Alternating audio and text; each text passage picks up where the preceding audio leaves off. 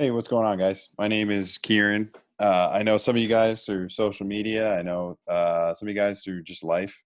Um, but I'm really excited to meet everybody in this continuing ed we got going on with James. This is definitely a more cerebral crowd if you're getting into the oxygen physiology course as opposed to all the other continuing ed that you could be doing. So I really am excited to be able to pick everybody's brain and to learn from everybody in this group. Um, but I wanted to take a second for the first week's teach back to go over the electron transport chain. I know we put a lot of emphasis on this just because it covers pretty nicely all the different things that we talked about in the foundations. And then hopefully you guys can see a little spotlight on the mouse as I walk you through this. I know there's a lot of notes on this. I apologize. I just made sure I didn't want to miss anything. So let's start off by just talking about how we take in our food, right? And because of the first law of thermodynamics, right, when we break the chemical bonds on the food and we oxidize everything down and we put everything through the different energy pathways, we'll be able to get those electron kind of carriers, right? And that all happens because nothing is created or destroyed in terms of energy, right? So that food, we're able to take it, transfer it from the chemical bonds that it has all the way down to get our electron carriers, right? Or our electron intermediates. So we'll take, say, NADH, for example, right? It's going to donate its electron, right? And then we kick out the NAD, go back through the citric acid cycle and kind of keep repeating, right? But that electron now is in the protein complexes, right? And right, we got 1, 2, 3, 4. And as you move down from 1 to 3 and 3 to 4, there is higher reduction potential as you move down through the complexes, right? So it's that higher reduction potential that has the more affinity for the electron. So it's just going to get passed right along down the chain until it gets kicked out. And then we just have H2O, right?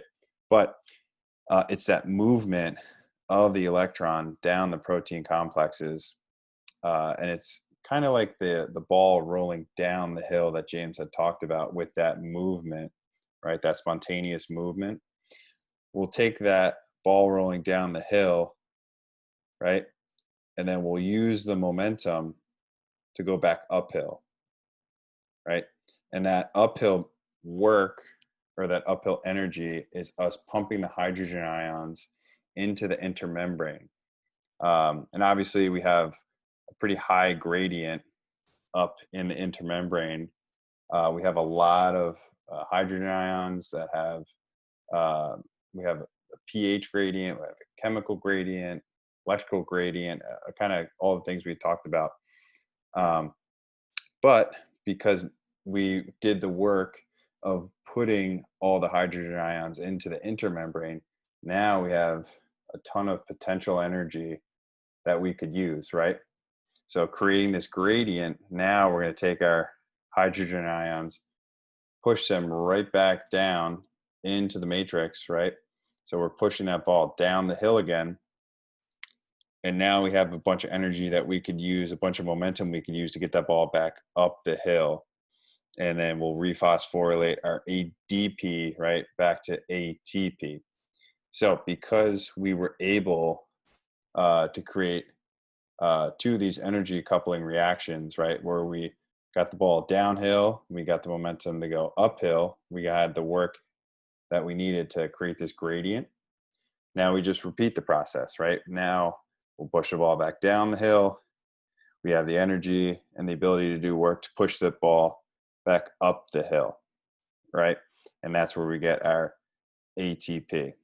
So I hope that made sense. I know it's kind of quick, but like I said, there was other people had covered this pretty well already, so I didn't want to beat a dead horse. But I just want to really hit on that whole energy coupling and how multiple reactions with that helped us to create the gradient, the proton gradient needed to push everything back down to create that ATP. right?